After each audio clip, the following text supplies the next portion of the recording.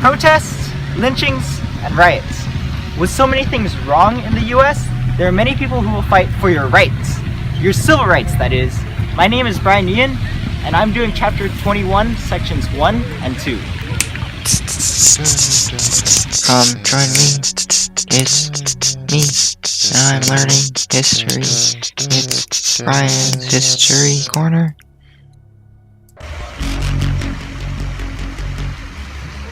Civil rights movement was a nationwide movement, a collection of people who worked together to fight off oppression and racism. It was mainly composed of African Americans who were once again segregated by Jim Crow laws. It took place between 1954 and 1968. During these decades, America has been undergoing huge changes and turmoil. To give perspective, America has just come out of the Korean War, and McCarthyism and the Red Scare are still a big threat in America. Citizens are still on edge from the Cold War, and the Vietnam War is looming just over the horizon. Television is receiving color for the first time, and rock and roll becomes popular as bands like the Beatles come to America. In addition to all of this, America participates in the space race against Russia, so it's an incredibly dense time for America. The civil rights movement takes place throughout all of that, and it's also really dense. So today I will be covering the most important events of the civil rights movement. Whenever this pink circle pops up, it indicates that something is really important, and that's generally what you should be taking notes on. It begins with Thurgood Marshall, one of the top literary representatives of the NAACP, or the National Association for the Advancement of Colored People, and his most famous court case, Brown versus Board of Education. This case took place on May 17, 1954 in Topeka, Kansas. The Brown family had sued the Board of Education because of their African American daughter who was unable to go to the all-white school 4 blocks over. Instead, she had to travel the 21 blocks through a railroad yard to the closest black school. In this trial, the Supreme Court unanimously declared segregation unconstitutional. This was a huge deal, as that meant schools and other things could no longer keep blacks and whites separate. This decision marked the beginning of a movement that changed America.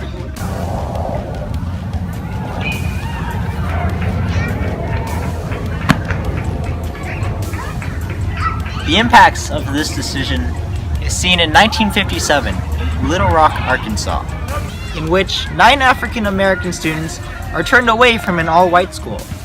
President Eisenhower makes a decision and dispatches the National Guard to escort the students safely into the school.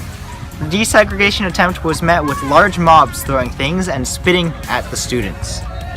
This kind of volatile behavior and harassment was built up over time. In 1955, the body of Emmett Till was found, a 14-year-old African-American boy who was lynched, attacked, mutilated, simply for whistling in a daytime shop. The following trials failed to commit Emmett's attackers guilty, and the news sparks outrage in the U.S. citizens would not let the prejudice against the boy slide by. In December of the same year, Joan Ann Robinson requests for the segregation in buses to be removed. The mayor of Montgomery refuses, and Rosa Parks decides it's been too long and takes a seat in the front row of a bus. Rosa Parks was an NAACP officer and refused to move when asked. The busman said, "If you don't get up, I'm going to call the police and have you arrested." And she replied, "You may do that." What a rebel. News of Parks' arrest spreads quickly, and Joanne Robin strikes at this opportunity to lead a bus boycott. The only problem was they needed someone to lead the charge, and they elected a 26-year-old pastor of the Dexter Avenue Baptist Church, Martin Luther King Jr. His speeches are heavy and the rhythm carried passion throughout the crowds. He led the boycott for 381 days before the Supreme Court finally outlawed bus segregation in 1956. On December 21st of the same year, it is reported as Martin Luther King got off his first bus ride, he declared, "It was a great ride." One of the most important parts of the boycott was that it remained 100% non-violent throughout the whole ordeal. Even after a bomb tore through Mr. King's home, they never lashed back. Martin Luther King Jr. made sure of this when setting up the Southern Christian Leadership Conference, or the SCLC. This was a meeting of more than 100 ministers and civil rights leaders in 1957, in which they planned when and where to stage future protests. In the SCLC, Martin Luther King Jr. was a figurehead, giving all the speeches while former NAACP activist Ella Baker took on the nuts and bolts of the organization.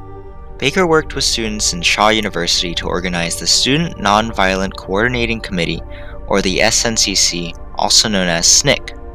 This would later become one of the most important activist movements in history.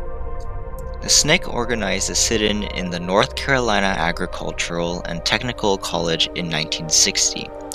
A sit-in was when a group of African Americans sat in an all-whites table and didn't leave until served food. This was attempted before in 1942 by the Congress of Racial Equality, CORE. But this time was different. Simply due to the popularity of television and local news broadcasts, the scenes of whites yelling and beating the African Americans sparked many other sit-ins throughout America. This brings us to the end of Section 1. And before we move on to Section 2, I would like to have a mini quiz to make sure that you understand the big ideas of the section. First question. What was the event that began the Civil Rights Movement? The Civil Rights Movement began on May 17, 1954, with the event of Thurgood Marshall's most famous wins in the court case Brown v. Board of Education, in which the Supreme Court unanimously strikes down segregation as unconstitutional. Question number 2. Who was chosen to lead the bus boycott? While Rosa Parks was the person who sparked the boycott, the elected leader of the boycott was a 26-year-old pastor, Martin Luther King Jr. Question number 3. What happened in Little Rock, Arkansas? In 1957 at Little Rock, Arkansas, 9 African American students are turned away from an all-white school. In turn, President Eisenhower makes a decision to dispatch the National Guard and escort the students safely into the school. The desegregation attempt was met with a large mob that spat at the students and threw things at them. Question number 4. What is the SNCC and what did they do?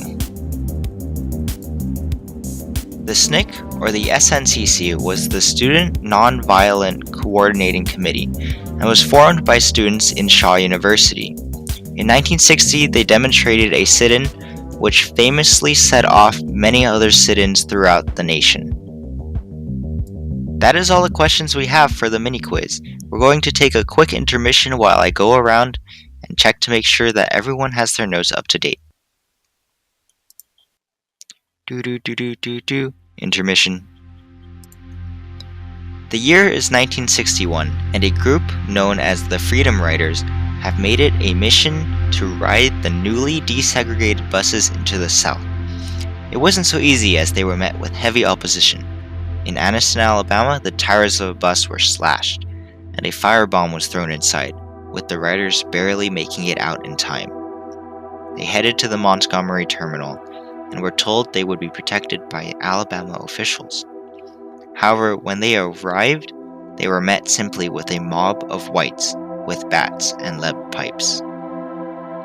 The reports of the scene provoked horror nationwide, and President Kennedy dispatched 400 U.S. Marshals to protect them in their ride to Jackson, Mississippi. Upon arrival of Mississippi, however, many of the Freedom Riders were arrested by Border Patrol. and many more were beaten once in jail. However, a step forward was made in September of 1962, in which former Air Force veteran James Meredith won a federal court case to enroll in the University of Mississippi, an all-white school at the time. The governor, Ross Barnett, would not allow it, but President Kennedy followed after the footsteps of President Eisenhower in Little Rock and sent federal officials to accompany Meredith throughout the school. The result was a night on September 30th, in which a riot took place that took more than 5,000 soldiers and 15 hours to stop. On April 12, 1963, Martin Luther King led a march in Birmingham, Alabama, in which he was arrested by Commissioner Bull Connor. During his arrest, MLK wrote his world-famous letter. Martin Luther King Jr. posted bail on April 20th of the same year. Soon, on May the 2nd, more than 1,000 African American children marched upon Birmingham. Bull Connor promptly arrested 959 of them. This was known as the Children's Crusade. A second Children's Crusade took place the very next day, and as television cameras recorded the scene, the children were all met by Bull Connor and his helmeted police force. Millions watched as the police swooped down and attacked the marchers, firing high-pressure hoses, setting attack dogs, and clubbing the children on the floor. These injustices and the public outcry caused President Kennedy to take a firm stand on racial justice. He demanded that Congress pass a sweeping civil rights bill. Following this, on August 28, 1963, Martin Luther King Jr. leads one of the largest marches in Washington, D.C. It included over 250,000 people of all races alike and had over 75,000 whites. It was here that Martin Luther King Jr. gives his most famous "I Had a Dream" speech. I still have a dream. It is a dream deeply rooted in the American dream. I have a dream that one day this nation will rise up and live out the true meaning of its creed. We hold these truths to be self-evident, that all men are created equal.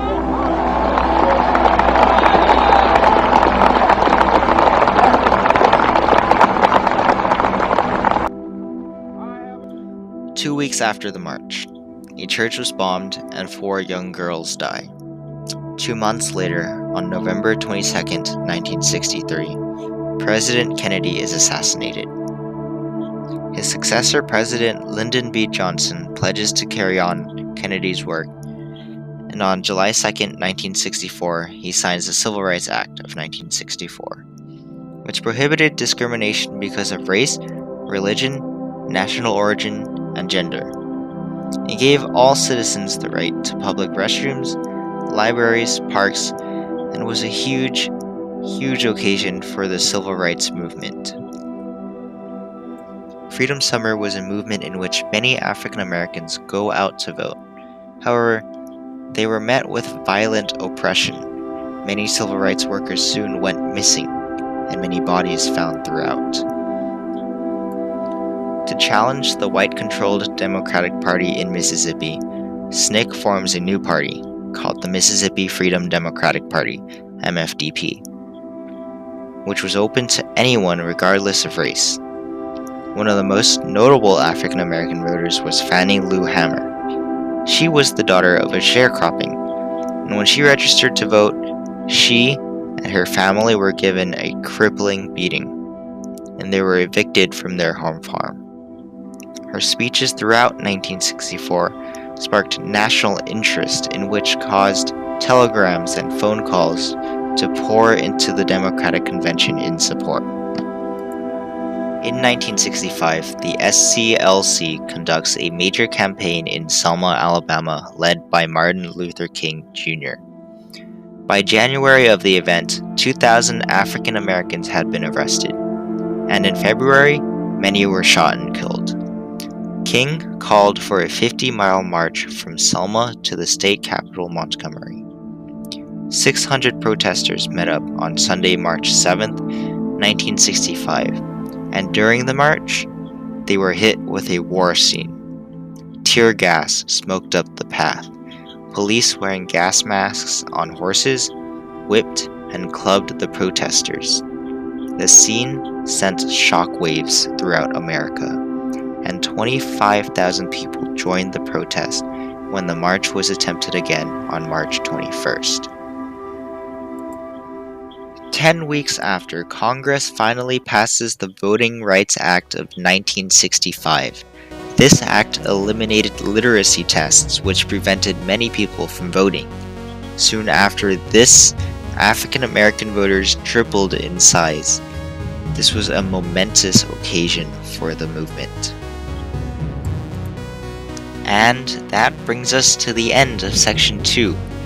As you can see, the Civil Rights Movement was an absolute journey from beginning to end, and is densely packed with many important events and figures that work together to push for racial justice.